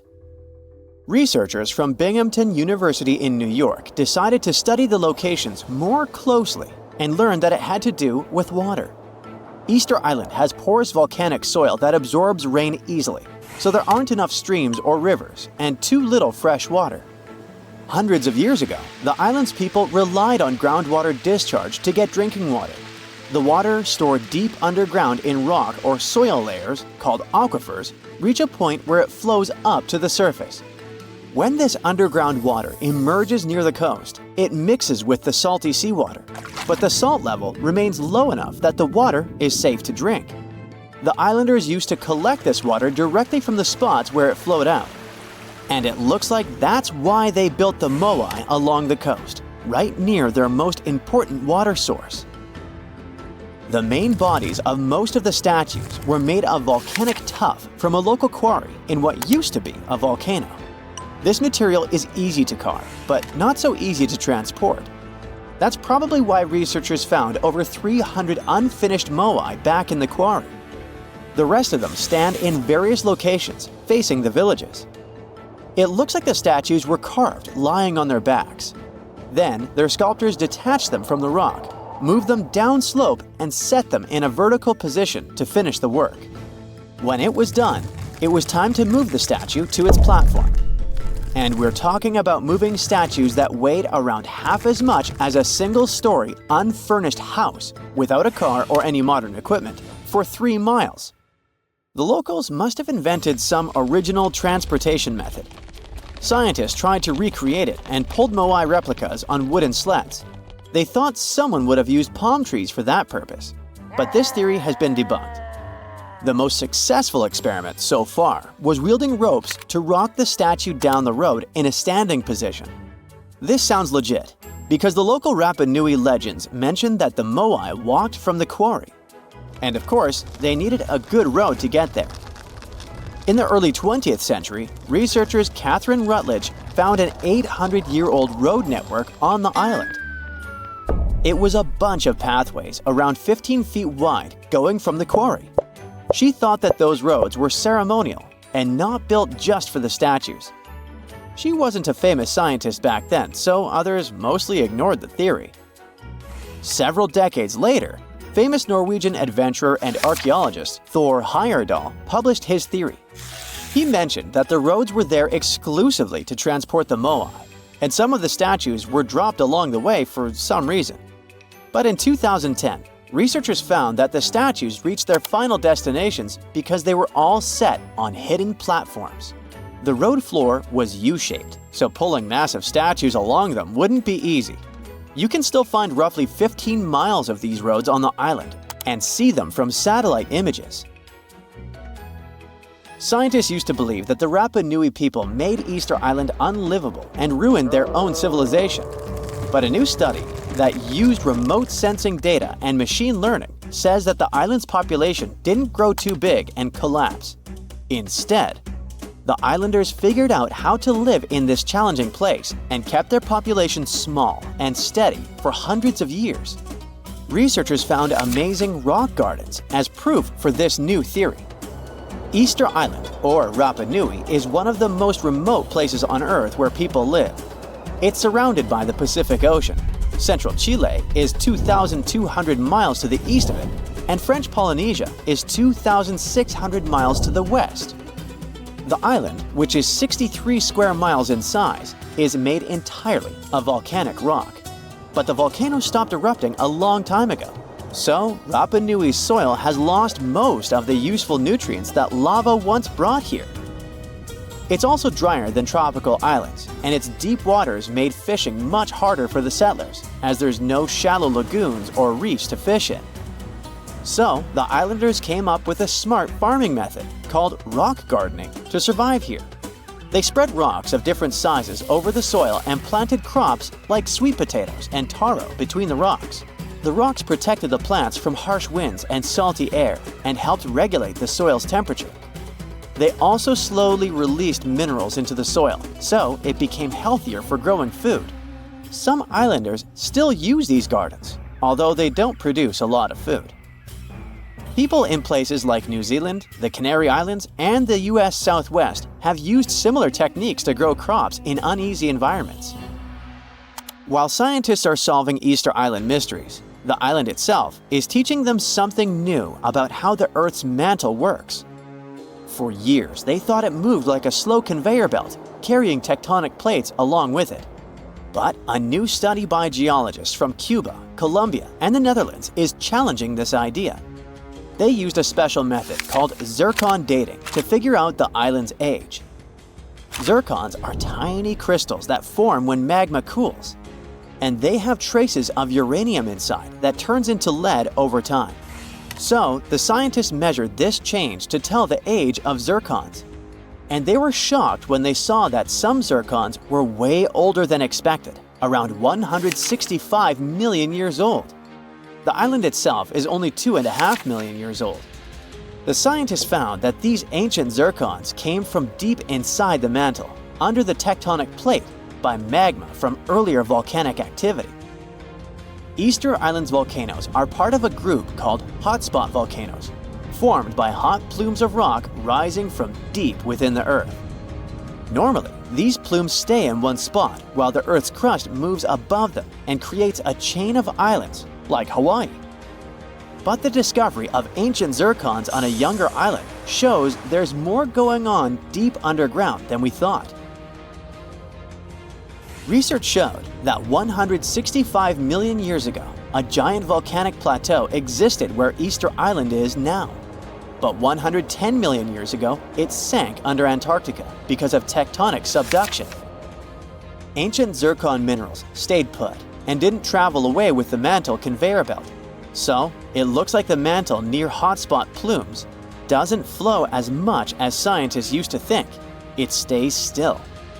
This new idea could lead to big changes in how we understand plate tectonics and how the Earth's inside moves over time. A girl, once and beautiful, ended up in a grave with a huge sickle across her neck. There were no signs of violence, no indications of any actual crime. Yet, someone was clearly terrified when they forced her into that grave. So scared that they even placed a padlock on the big toe of her left foot. They wanted her to stay in the tomb once and for all, fearing she might rise and take revenge on them. So, a whole community turned against a young lady who wasn't even over 20 years old, deeming her to be of ultimate danger. Do you see what I'm driving at? Let's test your historical knowledge. Who has been feared throughout human history to such an extent that commoners couldn't shake off that lingering sense of dread, even after their passing? If you say witches, warlocks, and vampires, you'd be completely correct. Just a little hint here. If you can't overpower someone physically, you can do it supernaturally. Well, that's at least what people used to think back in the 17th century. Not only was there a sickle and a padlock, but there were also signs of an attempt to twist the girl's corpse in the grave and turn it face down. This attempt had failed, leaving her spine buckled and twisted. By the way, the padlock wasn't necessarily meant to lock a vampire. It was more likely a talisman against evil spirits. That's a peculiar and, let's face it, very cruel way to bury someone. Yet it was a common practice for creating anti-vampire burial sites. The methods for preventing vampires from rising were quite elaborate. First off, let me introduce a term. Anti-vampire graves, known as revenant graves, date back thousands of years and have been found in various locations across Europe. Europe, you heard that right. Now before you say, hey, vampires are a Romanian thing, Dracula, duh, let me convince you otherwise. They are a part of all European folklore, meaning you can find references to them throughout Europe. With new settlements in America, vampire lore spread there too, eventually turning into the Twilight Saga. These anti-vampire burials are characterized by evidence of precautions taken to prevent those who bit the dust from rising. Such measures could include placing large stones on the deceased's legs or even piercing the body with a lance to fix it to the ground. To be completely safe, they could also consider removing the head from the torso. So, burying the body face down, cutting off the head, and pressing the body with a stone were the methods used to keep someone believed to be a demonic being from leaving the grave. Let's return to the poor lady, or rather, the girl. A couple of archaeologists, Dariusz Poliński and his partner, Magna Durodzka, who happened to be partners in both crime and life, stumbled upon her grave. Strangely, all of her 206 bones remained untouched. Yet no gravestone, no name, nothing. Just a lonely grave on a hill in northern Poland. Poliński, a professor of archaeology, and Zagrodzka began piecing together the story of the woman they eventually named Zosia. Carbon dating suggested she had been about 18 years old and had passed away about 350 years ago during a chaotic time in Poland's history. There is little documentation about this graveyard, which seemed to serve as a resting place for individuals marginalized by the community. Was Zosia a poor girl who had been marginalized because life forced her into the worst situation a lady could face? Not really. As the archaeologists delved deeper, they stumbled upon some hints that indicated she might have hailed from a rich family. Her burial featured a stylish bonnet, and the delicate silk along with shiny silver and gold threads found with it suggested that it was part of an elegant headdress. This all pointed to the idea that she had some serious status or wealth. But the way she was buried indicated her outsider status in the village of Pien. Perhaps her presence there was unwanted, hence the idea of her being a vampire, backed up by the manner in which she was forced into the grave and held there. By analyzing the structure of her skull and extricating DNA from her skeleton, scientists created a reconstruction of what her face might have looked like. The specialists meticulously reshaped Zosia's likeness using modeling clay on a 3D printed model of her skull, which proved to be a deeply moving experience. They remarked that while they often worked on face reconstructions, in this case, they also sought to restore her dignity. Utilizing these three methods, the team reconstructed Zosia's 400-year-old face, revealing the human story buried beneath supernatural beliefs. It's ironic, isn't it? First, people tried their hardest to make the world forget her face and prevent her from ever coming back. 400 years later, people did everything they could to bring her back to life. Her picture now is all over the internet, yet we will never see the faces of those who buried her. Alas, this reconstruction project only allows viewers to visually connect with Zosia, but her true story remains a mystery. But what we know for sure is that people who were deemed vampires were badly discriminated against, to say the least. Rumor had it that hungry vampires would even steal people to quench their thirst. Let's use math to prove this rumor wrong and prove that Zosia wasn't one of them. Back in the year 1600, there were only 537 million people worldwide. Yeah, this data may not be very accurate, but it's pretty close to reality. A physicist, Kostas Eftimiou, calculated that if a vampire had been drinking one person's blood each month, humanity would have faced extinction within a few years. Starting with one vampire and a population of 537 million in 1600, this math shows we'd have no humans left by July 1602. But here we are now. Well, while placing a stone on a corpse to make sure the vampire doesn't rise may be something new to you, there are also a bunch of stereotypical things associated with these creatures that you definitely know, such as garlic and mirrors. Funnily enough, even though it's all based on a bunch of superstitions, there's pretty good logic behind the garlic thing. You see, it contains a special compound called allicin, which is a powerful antibiotic. While people back then couldn't know what an antibiotic was, they noticed garlic was pretty effective against various conditions. Since they believed vampires were created by a particular blood condition, they also believed garlic could defeat a vampire. And there's more. There's actually a blood condition called porphyria, which makes people look like real vampires. Their skin is pale and their teeth get bigger as their gums shrink. And guess what? People who have porphyria cannot consume garlic as it worsens their condition. Wow, that's a cool coincidence. The next superstition is a bit fresher, and it's about vampires avoiding mirrors. The first known reference to the mirrors comes from the book Dracula in 1897. But why wouldn't a vampire show a reflection? Simple.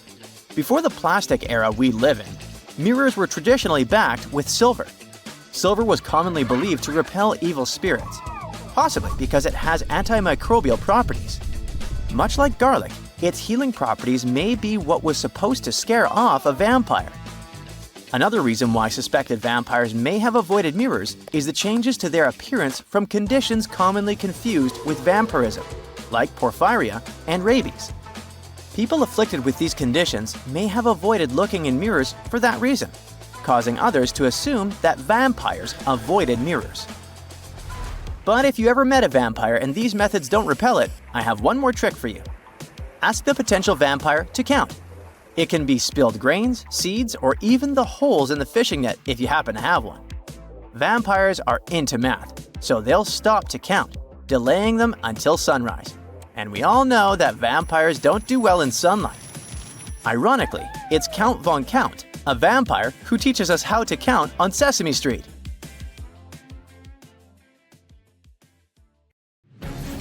They say this place is swarming with money. It's been stored there for centuries, but no one managed to take it away from this island. Treasure hunters have been bewitched with this place since 1795. Many people have tried their luck looking for the treasure that could be hidden there by the Spanish pirates or even by the Knights Templar. But today, it's impossible to get there, as it's a private place, so all you can do is book an ocean tour around this island. Otherwise, you can take a peek at it in a TV reality show starring the Lagina brothers, Rick and Marty, who are a team of enthusiasts looking for the treasures of Oak Island in Nova Scotia, Canada. Yeah, seems like there's no place where TV producers can't get to. One of the most famous discoveries out there was the so-called Money Pit. Despite the promising name, it wasn't full of money. Now we have to jump to 200 years ago. The Money Pit was first found by a 16-year-old kid in 1795. One day, Daniel McGinnis went fishing at Oak Island.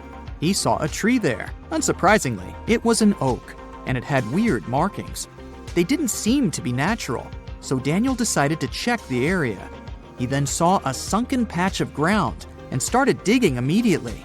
His two friends helped him out, but instead of treasures, the guys only found logs placed underground at regular intervals.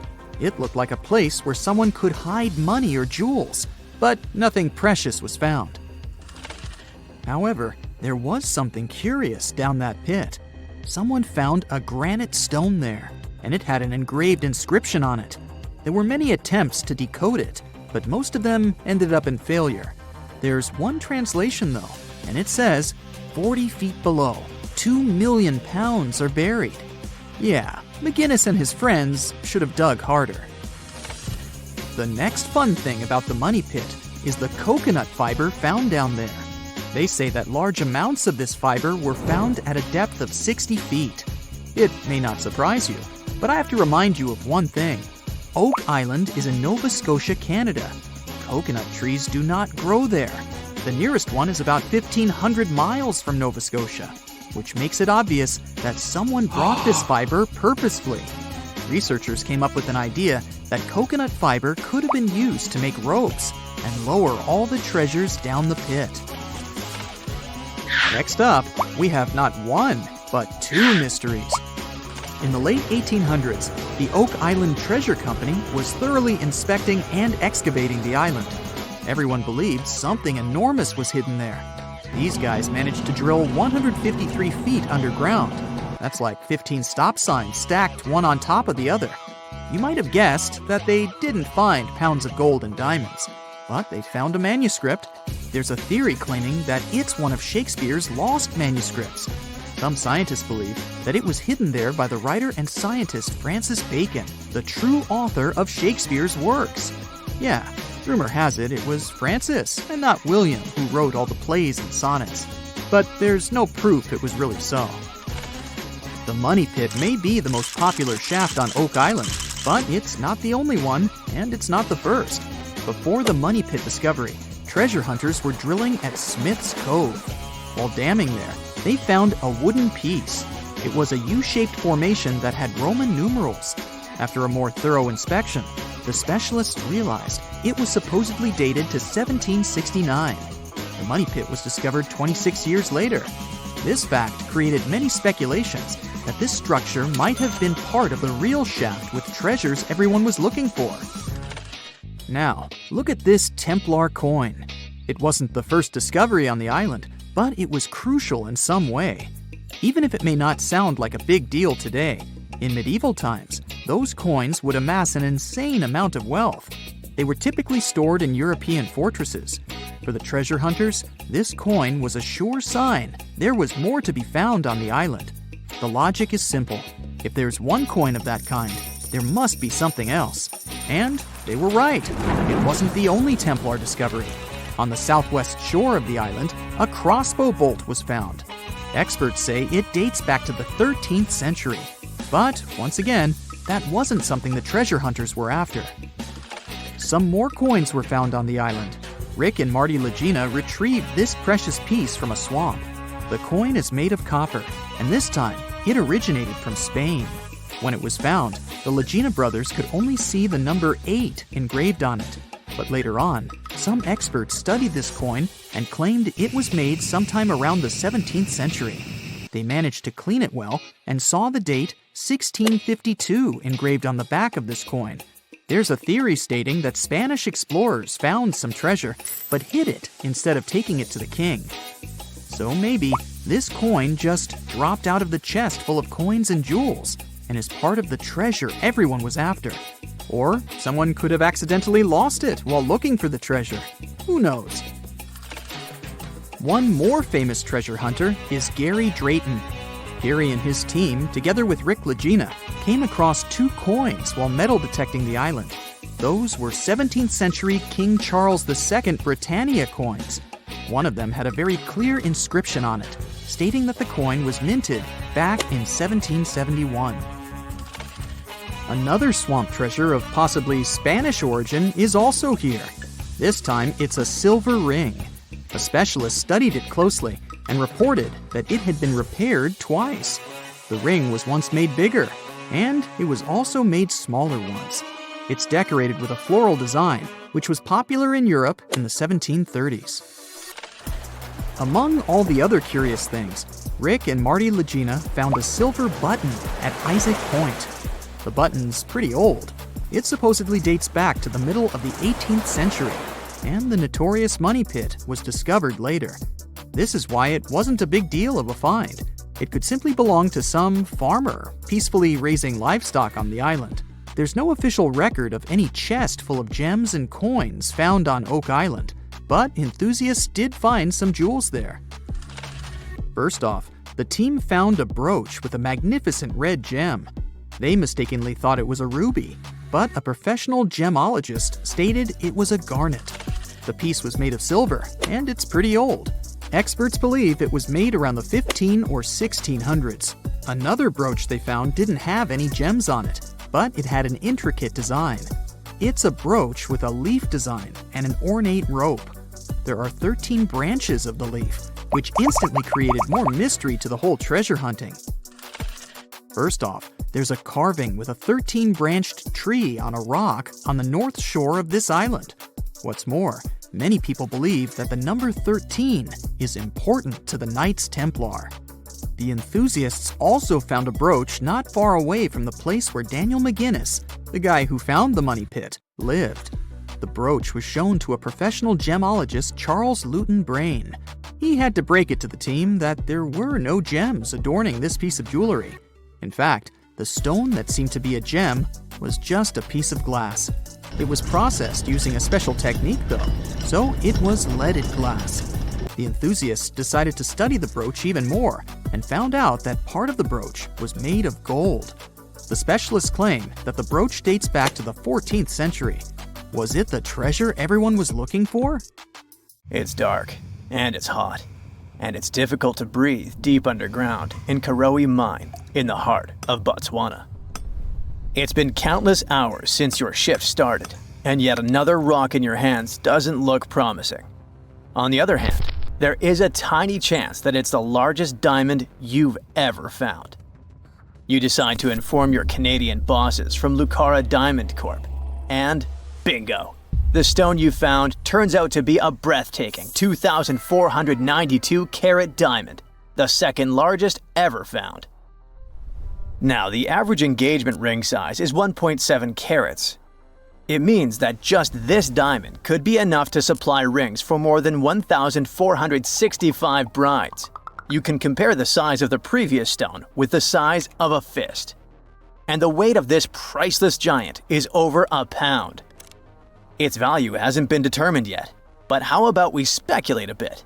So, another diamond from the same mine, called the Constellation, was sold for $63 million in 2016. And that was only 813 carats, less than a third of this new one's size. The only other discovered diamond that's larger is the famous Cullinan diamond. It was discovered in South Africa back in 1905 and weighed 3,106 carats. Now, calculate how many engagement rings we could make out of it and write the number down in the comments. Sadly, it was later cut into several smaller diamonds, and some of those pieces are now part of the British crown jewels. Interestingly, once there was an even larger diamond-like stone, a black diamond called Carbonado. It was found above ground in Brazil in the late 1800s. The coolest thing about it is that it may have come from a meteorite. The Sergio Carbonado, which is the stone's name, was broken into smaller pieces. They wanted to use it in industrial drill bits because it's one of the toughest materials on Earth. This new diamond was actually found with the help of advanced technology. The company used an X-ray system called Mega Diamond Recovery X-ray Transmission to detect the stone. This isn't the first record-breaking diamond Lucara has found at the Karowe mine. Back in 2019, they discovered the Suelo diamond, which was 1,758 carats. At that time, it was the second largest diamond in the world. Luxury brand Louis Vuitton later purchased the gem for an undisclosed sum. And before that, in 2015, they found the Lasceti La Rona diamond at the same mine. It weighed 1,109 carats and brought the company $53 million in 2017. Diamonds aren't the only amazing thing you can find in the ground. The better and deeper you dig, the rarer objects you're likely to discover, like an ancient lipstick, for example. It might be the oldest lipstick in the world, since it's about 5,000 years old. This deep red lip paint was found in a stone vial in southern Iran. The vial actually popped up in 2001, but it took researchers until recently to figure out what it really was. Because it's not like modern lipstick in a tube. People likely applied it with a brush. Researchers are happy, since this find could give us a glimpse into what women from the Bronze Age might have done to stand out. Those from elite societies probably applied this lipstick to look glamorous and show off their high status. Now, here's the backstory of the vial. It came from a 3rd millennium BCE graveyard and was linked to the powerful Marhazi civilization. It was a big deal in that part of Mesopotamia at the time. The graveyard was uncovered after flooding, and unfortunately, looters got their hands on many items. But luckily, the authorities managed to recover this particular piece. The vial caught scientists' attention because it was different from other items they'd found. Normally, they'd come across gray, compact substances in similar containers. But when they opened this particular one, a loose, fine powder spilled out. It was dark grayish-purple in color, nothing like what they'd seen before. When the researchers analyzed the powder, they found out that it was made with hematite, which gave it a rich, deep red color. It also had other ingredients like vegetable oils and waxes, making it really similar to what you'd expect in a modern lipstick. Apparently, back in the Bronze Age, makeup was a sign of luxury and superior status in that area. It showed off wealth and power, especially in elite circles. By the way, the researchers don't want to claim for sure that this is the world's oldest lipstick, because who knows? Something older might turn up someday. How about we move to Bulgaria right now and do some digging there? Wait. There's no need to take a spade and dirty your hands. An amazing discovery is already waiting for you. There they found a large marble statue. It's almost 7 feet tall, which might depict Hermes, a Greek deity. But the craziest thing is that it was buried in an ancient sewer for around 2,000 years. The statue is in really good shape, especially the head, which is super well preserved. There are some cracks in the hands, but overall, it's in surprisingly great condition, according to the scientific director of the excavation. And here's how they found the statue. The team was doing a routine dig in southwestern Bulgaria, near the Greek border. This area used to be part of the ancient city of Heraclea, which dates back to the 4th century BCE. While digging, the researchers stumbled upon the statue's marble foot. From there, they carefully uncovered the rest of it. It was a total surprise for them, since they didn't expect to find anything like this. Right now, the team is working on safely removing the statue from the sewer.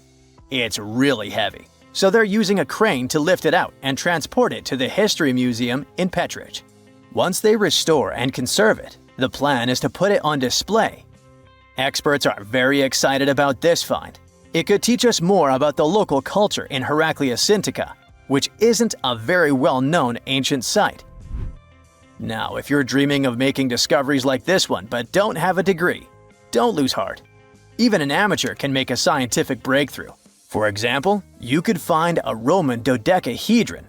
It's this weird, mysterious 12-sided metal object about the size of a grapefruit, and no one really knows what they're used for. Historians have been scratching their heads about these things for centuries. This particular dodecahedron was discovered last summer in a farmer's field near Norton Disney, about 35 miles southeast of Sheffield. A group of volunteers had already found Roman coins and brooches in the area, so they knew the field might hold more treasures. A geophysical survey had shown areas underground where the Earth's magnetic field was disturbed, hinting that something might have been hidden there. The team started digging trenches during a 2-week excavation. On the second to last day, in Trench 4, someone spotted the dodecahedron. Richard Parker, the group's secretary, was nearby making tea when he heard the shout. He said they were all shocked because they hadn't found much metal, and then, boom, that awesome artifact simply popped up. The extra cool thing about that dodecahedron was that it was complete, which is rare. Many others found before were broken or incomplete. Plus, it's larger than usual. Roman dodecahedrons can be as small as a golf ball, but this one is closer to a grapefruit. Now, the dodecahedron is on display at a local museum. So far, over 100 Roman dodecahedrons have been found in northwestern Europe, mostly in former Roman territories like the Gallo-Roman regions. They date back to somewhere between the 1st and 3rd centuries CE. Each one is a hollow metal shell, usually made of bronze. It has 12 faces, with differently sized holes on each face. Around the holes, there are concentric rings imprinted into the metal, and at every corner where the faces meet, there's a small stud. There's no writing on them, and nothing in Roman texts mentions them at all. That's why nobody knows what these dodecahedrons were for. There are loads of theories. They could have been toys, dice, mace heads, or even tools for measuring distances in Roman artillery. Some people even think they were used for knitting gloves or even figuring out dates using the stars. But most of those ideas don't really hold up, so the mystery remains.